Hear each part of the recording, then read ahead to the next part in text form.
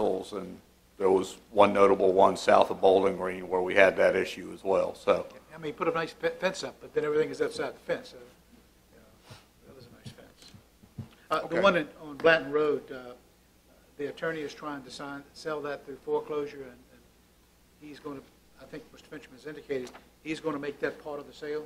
The antique caboose? The antique caboose, that's correct. Mr. Thomas? Yes, sir. You have one now. Well, I have two. Yeah. And I didn't take two from last year, remember, so I get four this year. All right, just a quick question. These are all complaint-driven, is that correct?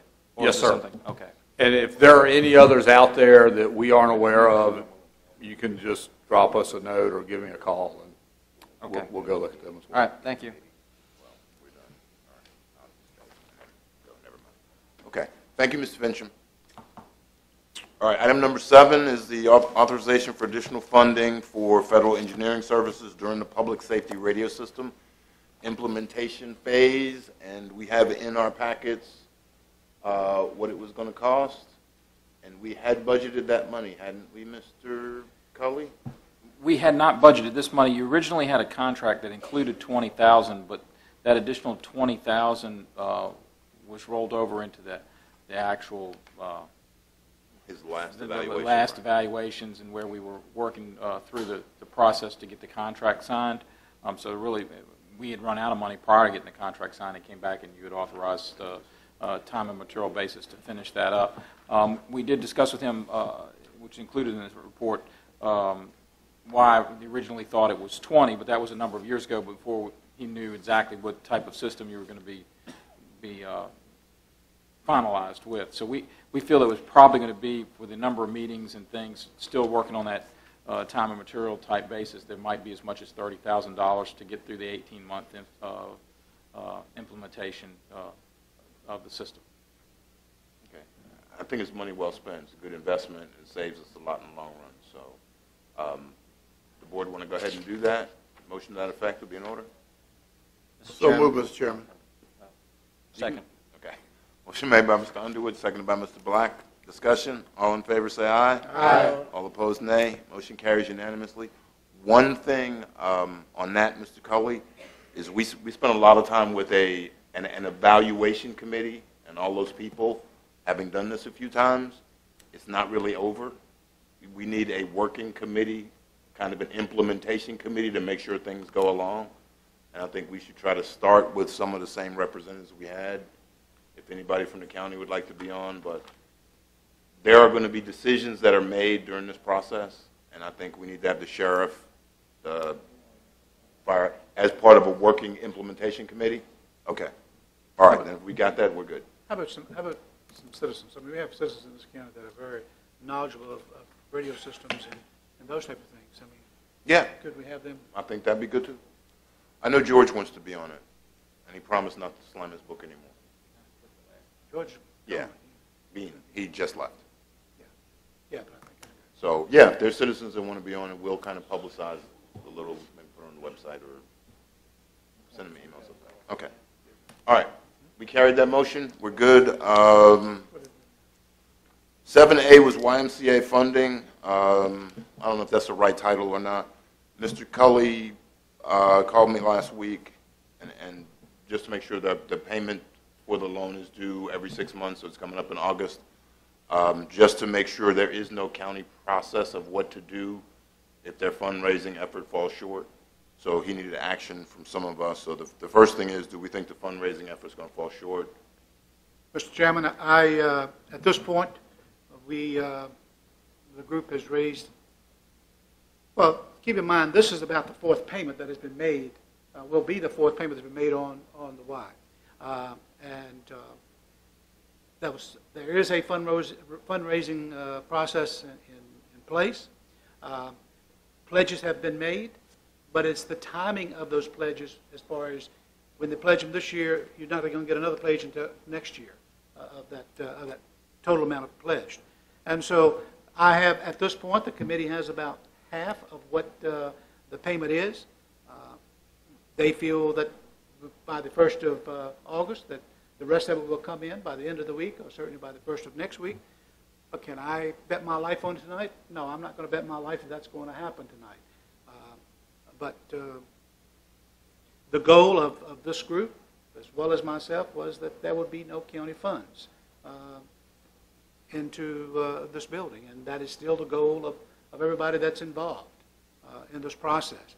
But yes, there may have to be some county funds temporarily put into the next payment, and then when the pledges come in, the monies come in for the pledges, then they'll pay back the county general fund for those, or the YMCA will pay back those funds that are put in by the county. As far as additional funds, that's been requested by the Y, unless they've requested staff or someone else, I absolutely do not know of any additional funds. They know what the amount was, they know what the contract was, and they knew they had to work within those numbers. So I have no idea what Mr. Weiss is talking about when he says that the Y is asking for additional funds. If they've asked somebody, then I need them to come forward and tell me who they asked and how much they asked for. I'm sorry? Mr. Weiss, you're kind of out of order. I'll take a break at some point in time if you two would like to discuss, but we can't have shouting back and forth. I don't care. We'll get back to you. Good. Thank you. And we want to make sure you get a chance to clarify. Were you finished? I am. I'm finished. Mr. Emerson, there is something in the agreement with the Y that says they would, if they're short or something, they will, the foundation or the fundraising group will pay that money back. The grant, in the grant agreement, there's a provision that obligates the Rappahannock YMCA organization to mount a capital campaign for the purpose of repaying the bond. So that there is, that provision exists in the agreement. Yes, sir. Any other questions? So basically what we have to do is, just in case the fundraising effort doesn't meet the goal of whatever the payment is, the county, because we're not going to default on any loan. This is mainly meant for the folks that are going to loan us $25 million here in a second. But we're not going to default on any loans, so of course the county will make good on that. The point is that the county will be repaid based on what you said in the agreement. Okay. Mr. Black, you hit your blight. Question? Yeah, I guess it gets back to several things, and this is I guess, a major disagreement between Mr. Akers and myself. I think that the taxpayers of Caroline County have a right to know. This comes up every 6 months. And I think the taxpayers of Caroline County have a right to know how much the YMCA has raised. A citizen had suggested that several meetings ago, and we got information that it would be put on the county website as to the capital campaign and how much they've raised. None of us have seen that. None of us have seen how much they've raised. I have no idea. They owe the county back, what, $5 million, $6 million, something like that?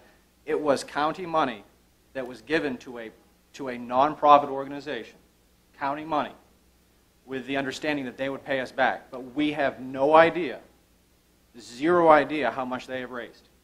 I don't believe, I think I'm speaking for myself and several other supervisors, I don't know of a supervisor that I've talked to that we have gotten that information about how much that they have raised. And I think the people of Caroline, and one supervisor will appear and say, well, we're going to turn this into a negative situation.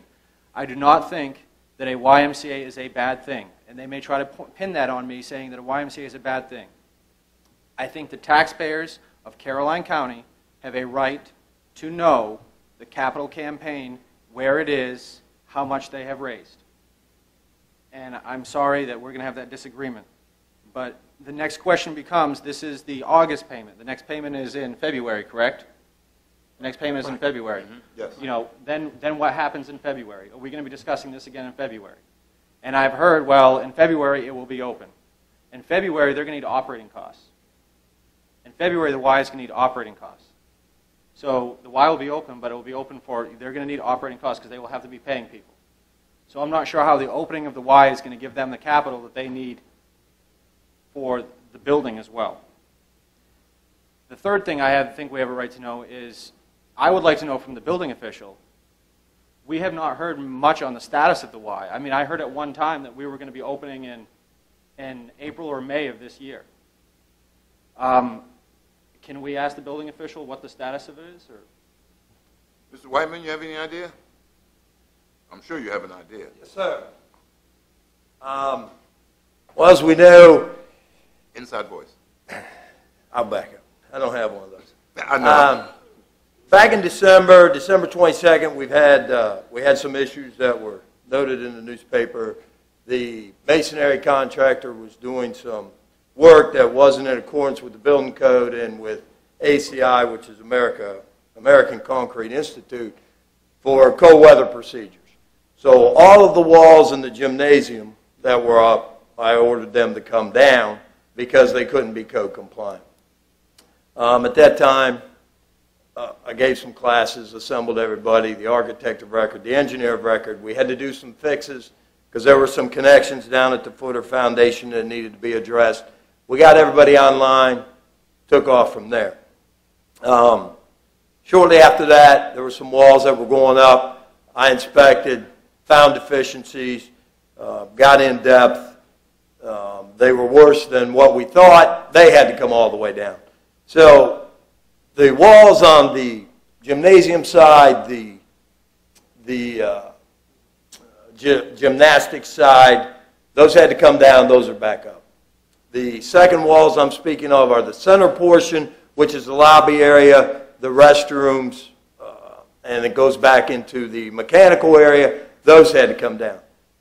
Currently, those are in the center of the YMCA. Those are pretty close to being done, probably 2 to 3 weeks. Roof deck will be going on there. We have 2 walls left that need to come down that were part of the second inspection. Those should be done shortly, and then we have the walls around the pool and the electrical room in the back.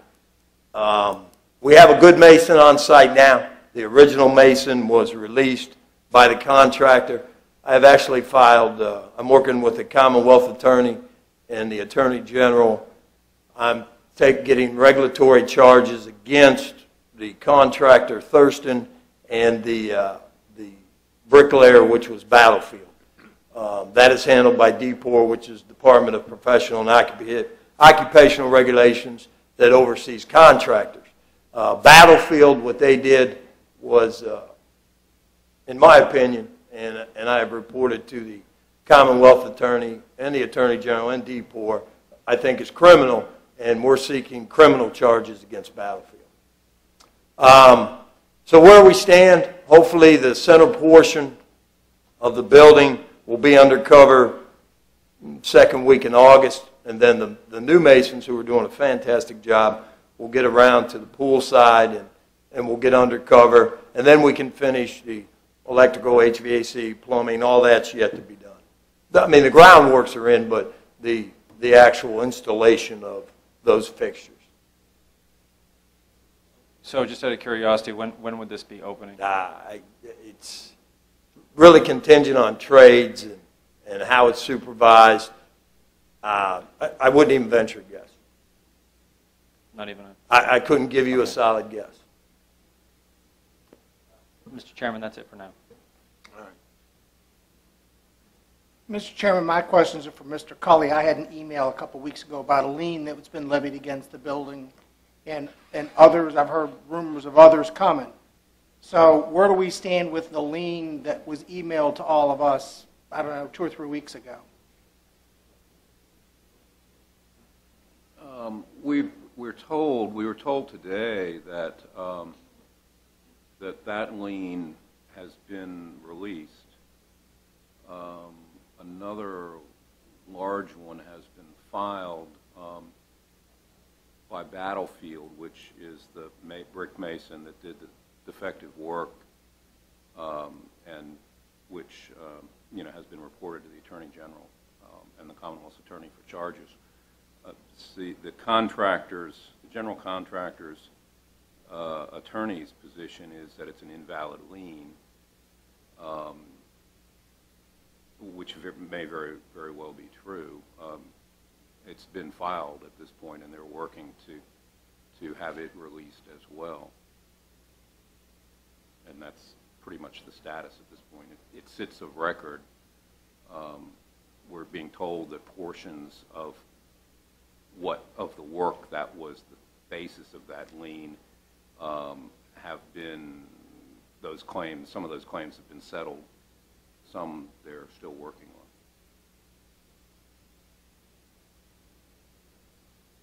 All right, thank you, Mr. Emerson.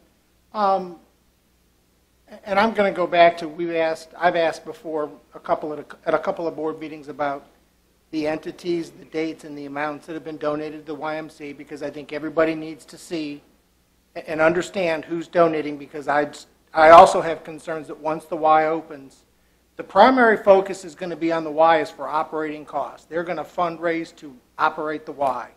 Fundraising to actually cover the construction costs is going to become very difficult at that point in time, because the focus is going to be operation. I don't know how we recover from that. I know that right now, how much is the payment that's due 1 August? 103, 100. 103? 103, 100. And this is still an interest-only payment, correct? Because we're in the second year of interest only.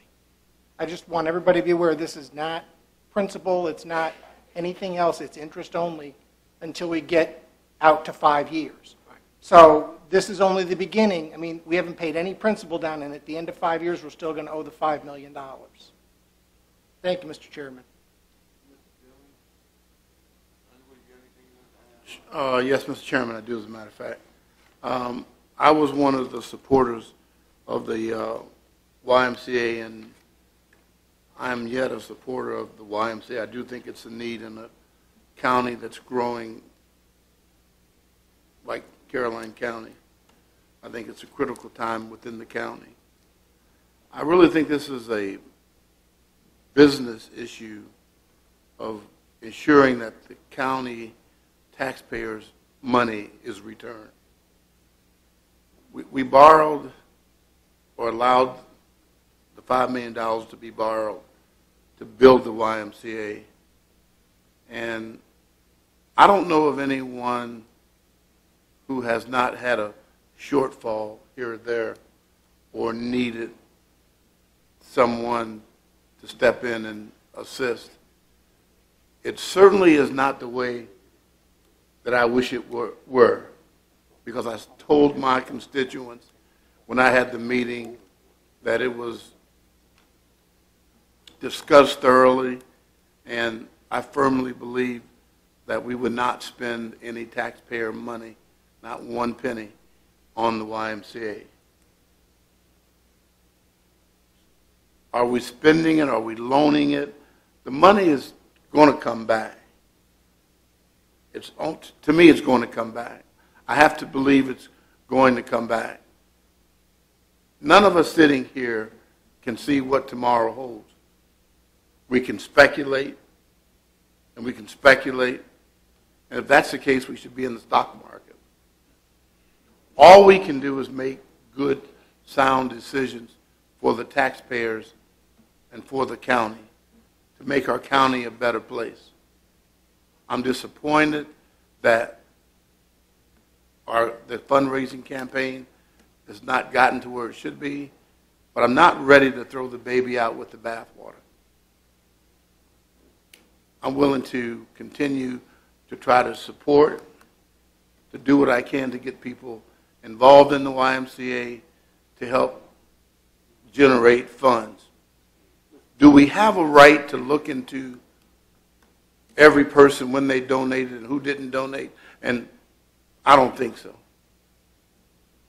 I don't think so.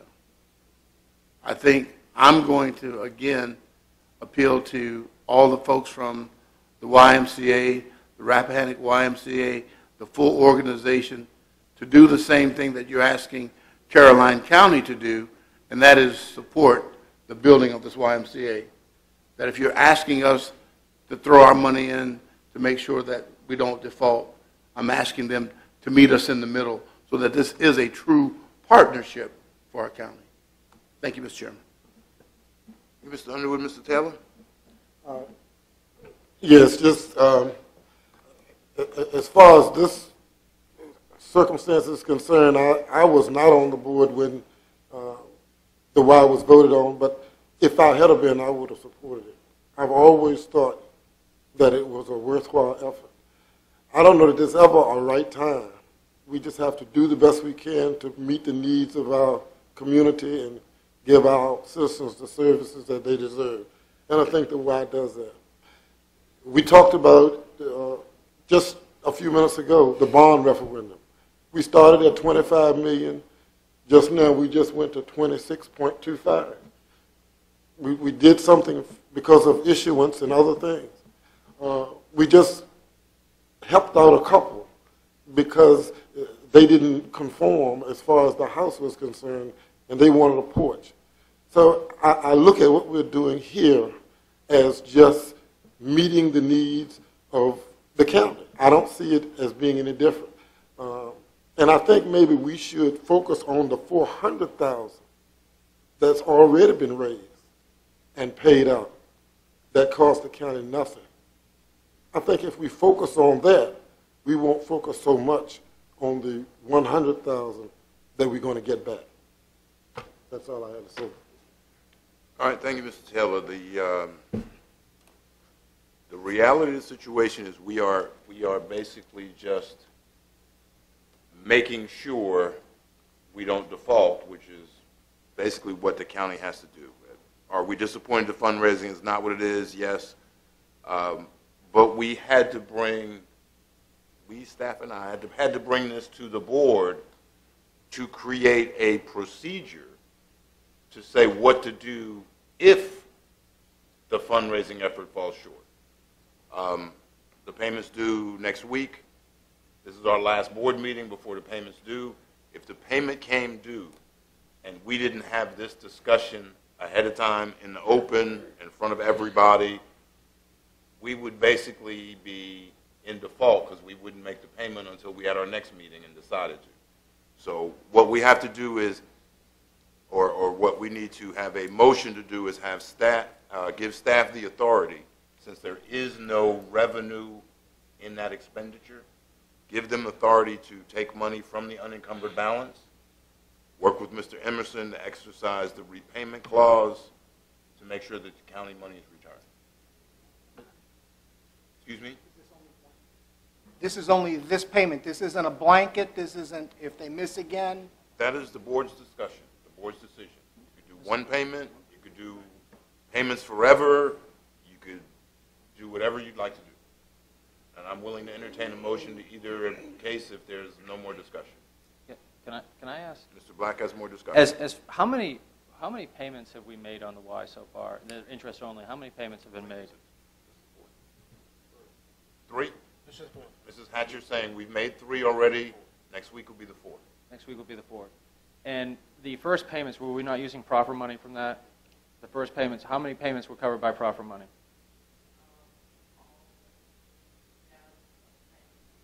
So this is the first one where we need capital campaign money.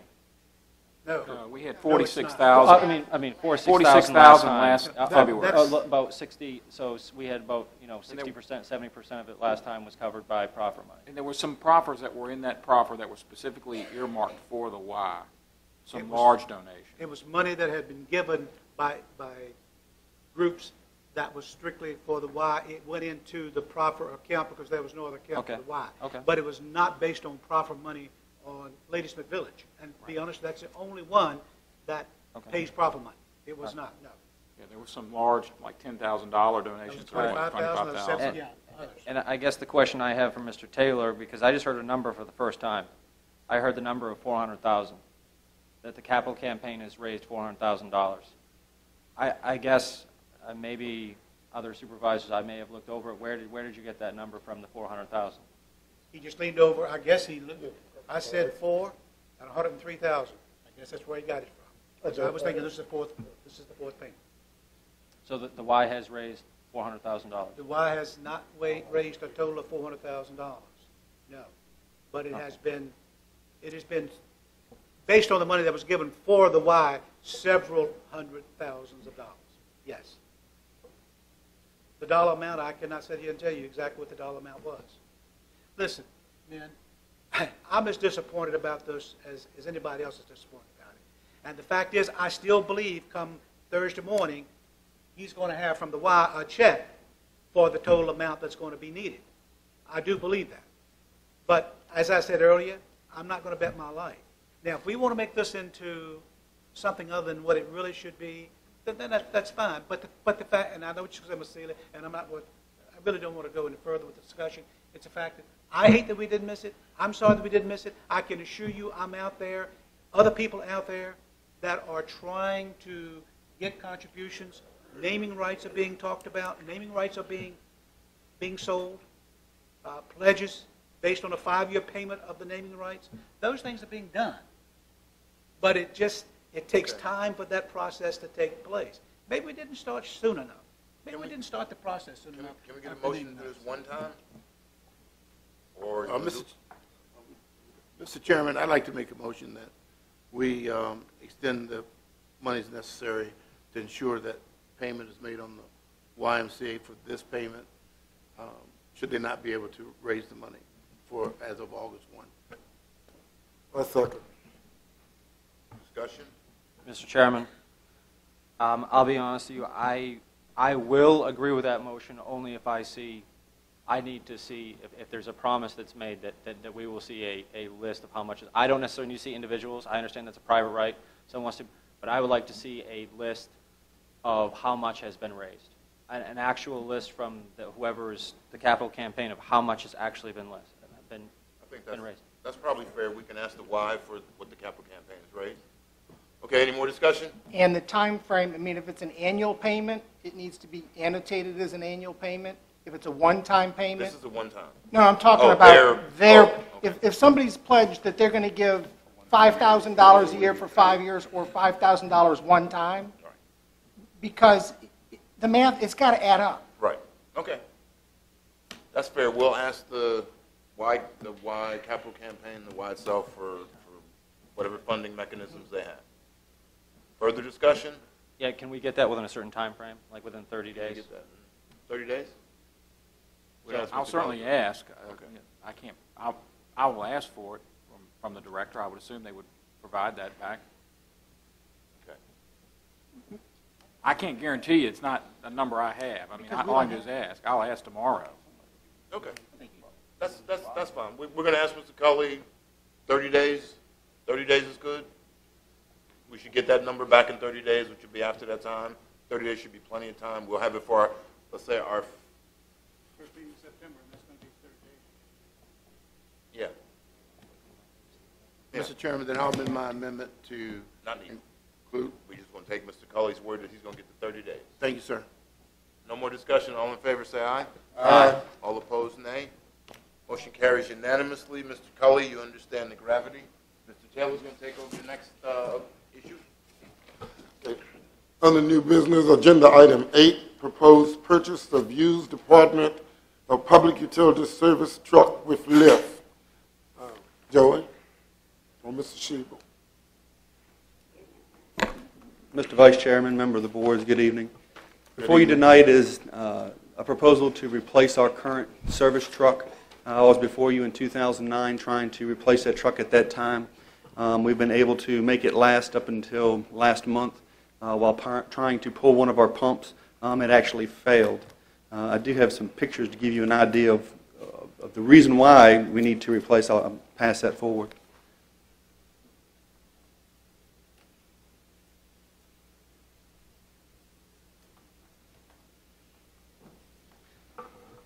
Our current crane service truck, boom, whatever you want to call this particular item, is actually a 1995 unit that we purchased. It came and we put it on a used fire truck for a while. We ended up having problems with that, and we put it on a newer truck, and the truck itself is in good shape. The manufacturer, we've talked to them about this particular unit, the hoist, and asked them, what can we do about this? They recommend that we replace the entire unit.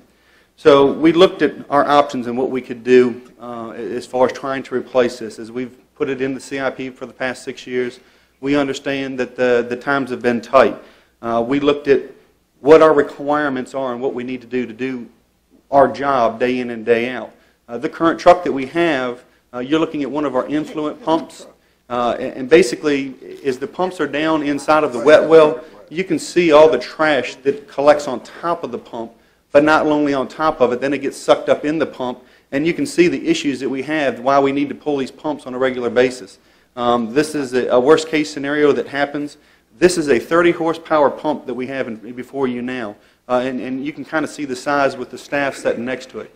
The new pumps that we're putting in are going to be in the same exact environment, and they're 50 horsepower pumps, 5.5 feet tall, weigh about 1,600 pounds. And if you actually look in this picture is about 4 years old. One of the pictures has the service truck on the bottom right of the company actually coming up to pull the pump for us. That's actually the exact same truck that we're proposing to purchase.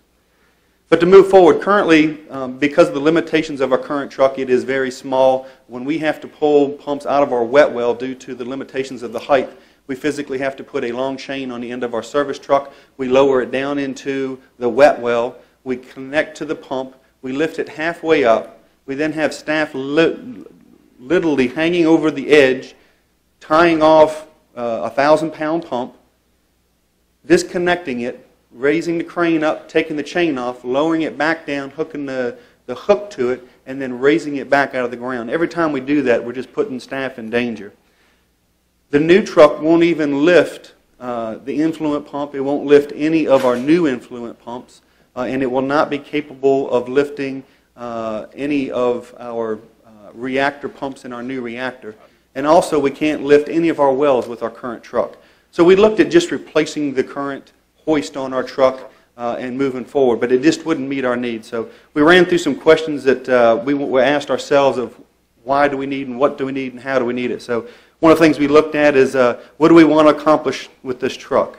What are the lifting requirements? What are the height requirements? What are the license requirements to operate it? What are the maintenance costs? What do we currently spend on contractor boom service? And how much can we afford and how much can we afford to pay? The first thing we want to accomplish, we want to be able to have a truck that we can put all of our equipment on, show up at the site, have our welder, have our torches, have an air compressor and everything on the truck to be able to go out and pull pumps and do what we need to. If you remember, we had a water emergency a few years ago. The board authorized purchasing some emergency well pumps in case we ever have a well go down. We'll have pumps, which is great. We've got pumps, but I can't put them in the ground. Never have been able to. So I still have to depend on a contractor to come up to do this. By purchasing this unit, we would then be able to do that in-house as well. Lifting requirements. When we looked at what are we lifting, really the heaviest thing we would lift are our well pumps. The well pumps, typically 8-10 foot for the pump and motor. You've got up to 4-inch casing, 500 feet in the ground, and you're picking that entire unit up as well as that column of water that's inside of that at a time. So we're lifting typically around 10,000 pounds doing that. So we estimated to be safe 15,000 pounds would be acceptable. What are our height requirements? We've got a 24-foot wall at the wastewater treatment plant. About 4 foot of that is elevated by dirt, so we've got about 20 foot we have to go over top of the wall to be able to pull the new pumps. If you actually were looking at the angle of the truck having to go up over the wall and the angle that has to come over the wall, we estimated a 50-foot boom would be about what we need to be able to lift the units out of the actual reactor. What are the license to operate this? Currently, we don't have any staff in the Utilities Maintenance Division that have a CDL license. I'm the only utilities employee that has a CDL other than one of my wastewater treatment plant operators. All of my truck drivers have them that work in solid waste, but in the utility employees, we don't have those. So we were looking for a non-CDL truck. What are the maintenance costs? We currently operate a truck. Maintenance costs will be very similar to the newer truck. What do we currently spend on contractor services annually? We pulled it up and actually went through and looked at what it cost us in labor to have a driver to come up, their time, mileage charges, and the actual rental of the boom hoist. We spent $23,989, so it averages to be about $12,000 a year that we spend just in those services. In addition, with our current truck being down and having to replace that, we estimate we're going to spend an additional $6,000 of the pumps that we could pull with the existing unit. How do we pay for it? We really looked at that. The new truck's going to run $43,500. When I say new, it's used. one of the ways we looked at how do we save money. We know we couldn't afford a new truck. New trucks running $150,000. During these budget times, we knew we wouldn't be able to do that. So we did find a nice used truck, I think, that would outfit us and last us for 8 to 10 years and be able to perform the services that we need to for $43,500. So looking at what we currently spend, $12,000 a year, I'm going to spend this year. If we don't replace the crane, or we do, I'm going to spend that extra $6,000 to $10,000 on that. And then the current value of the truck, if we could dispose of that, we estimate a value of $7,500. Hopefully it would bring more than that. We would put it on Gov Deals. So we think we can come up with half of that, what we're currently going to spend this year. So in reality, 2.5 years, we've paid for the truck just in what we use for our normal maintenance that we need to do pulling pumps. We had a problem trying to get a value on this type of a vehicle because it is somewhat specialized the way that it is. I've included in the proposal 5 other trucks that have a hoist on it for you just to kind of look for similarity of a truck. This one has a bigger crane on it. It's differently set up in the way that it's working. I talked to the Commissioner of Revenue trying to look at NADA values because you've got the service hoist crane and you got the truck and everything. Trying to do the way that they do it, they put a value on it. It's on a sliding scale that declines every year, so they couldn't actually give you a value. So we provided those 5 estimates in there for like vehicles in the same year mileage with a serviceable unit on it to give you an idea on value. We feel that the unit is well worth the money and actually is probably ranked up in the $60,000 range of what you're seeing on some of those other vehicles.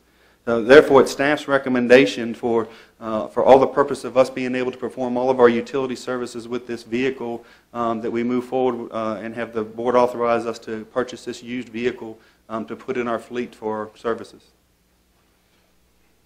Okay, Mr. Shebel, so you are saying that this $43,000 truck you think will last you or will last the county how long? Approximately 8 to 10 years. 8 to 10 years. All right. That's versus a new truck that would cost quite a bit more than that. New truck about 150 and would probably have 15, 18 years service on it. Board members have questions? Mr. Shebel, I see in your presentation, you've indicated that in the 2 years, you spent roughly $24,000 for contracted services. That's correct. So basically what I hear you say is that with the sale of the truck, and if the truck really operates for a couple of years, at that point you're pretty much even in terms of cost, and then from that point on, you're looking in pretty good shape. Free It's from free where truck, we are. That's correct. basically, From what you're we're saying. spending currently. Okay. And that doesn't, those costs are strictly for pulling our understand. wastewater pumps. That doesn't Understand. include any of our current well work that we currently Understand. contract out because Understand, Mr. Shebel, understand. Just, you answered the question. Thank you. Good. Other questions? A motion is in order. Well, we're going to take this from the unencumbered balance as well. Right. So I was just doing a run and balance tonight because this is our first real meeting of spending money of the unencumbered balance, which typically happens in July and August. We always end up with bills we didn't anticipate. And Mr. Shebel, I do agree that you've got to have this truck. There's no way around it. I just want to be mindful of what's coming out of the out of the unencumbered balance, so that we're all. Mr. Underwood said next to me tonight, he goes, if we keep going, we won't have anything left in the unencumbered balance a little while ago. you know, that we hope that we get enough connections this year as we did last fiscal year and we're over, but we don't know that till the end of the year. I understand. But we did a 50, a 30. This would be 43.5. Who's the 30? You're not counting the health department. No. We did 30 on, We did 50 on the voting machine. and we did 30 for the radio for the consultant. Right. There's the 30. Right. This would be 43.5. And how much do we have to borrow for the YMCA? And it's a loan. I'll say it's a loan. I mean, we talking 60, 50,000. Okay. I'm just a rough number is all I'm looking for. I'm just mindful, Mr. Chairman. I think this is something we have to do, and I'll even make the motion to say that to give staff the ability to go out and purchase the Department of Public Utilities, the service truck with the lift. Is there a second? Second. Been moved and properly second that we would authorize the purchase of the public utilities truck service at the price advertised. And can I amend that, Mr. Taylor, to purchase this truck and sell the other truck so that it's one, we understand we're getting rid of one and we're getting one? Okay. Will you amend your second? Yes, sir, Mr. Chairman. Okay. Vice Chairman. So the amended motion and second is to purchase the truck at the advertised price and also to sell the truck that we have now. All in favor, let it be known by saying aye. Aye. All opposed, and the motion carries. Thank you. Thank you, Mr. Shebel. Ms. Fincham?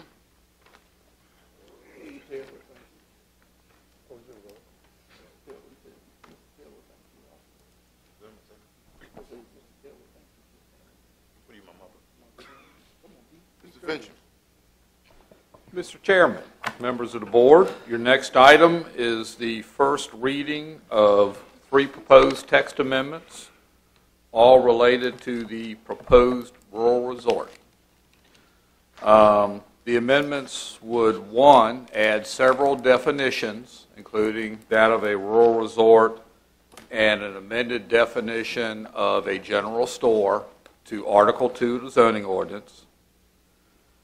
The second text amendment would allow 3 uses, rural resort, the general store, and a museum as special exception uses in the RP district.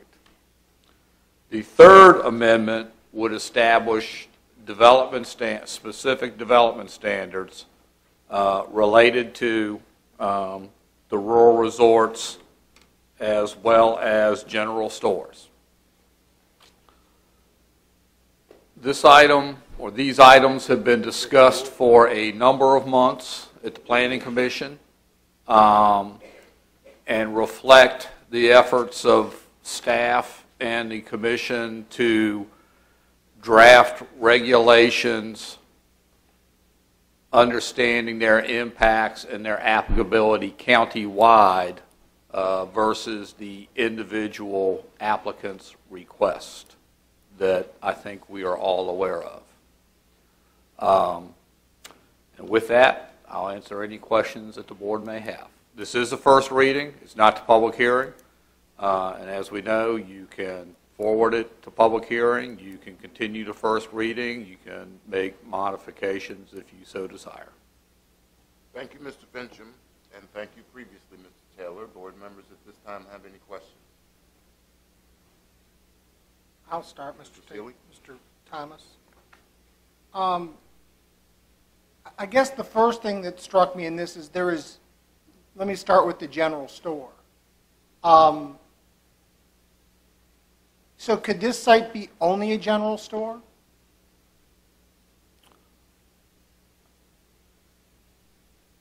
It could apply for a special exception permit for a general store, subject to the standards, if the board approves them, in addition to your general special exception standards. Okay, so there's no size for the general store either. I mean, we're not... There's no acreage size. Right. There is a retail max size. max size, yes, sir. But it doesn't, encumbering acreage, it doesn't have anything that goes with it on that. No, sir, there is no minimum size proposed. Can I talk about, well, I'd like to talk about the actual rooms. Have we set the size of the rooms that would actually be part of this rural resort? No, sir. Should we be looking at setting those? I mean, these rooms could be used for anything at some point. You know, when you check into a hotel, it's double occupancy, here's the price. You typically know the size of the room. Here's a rural resort. I mean, are we talking about 1,800 square feet, 1,500 square feet, 800 square feet? The way it is written, the any application would have to be accompanied by your design of the facility and architectural standards. So room sizes, room layouts, et cetera,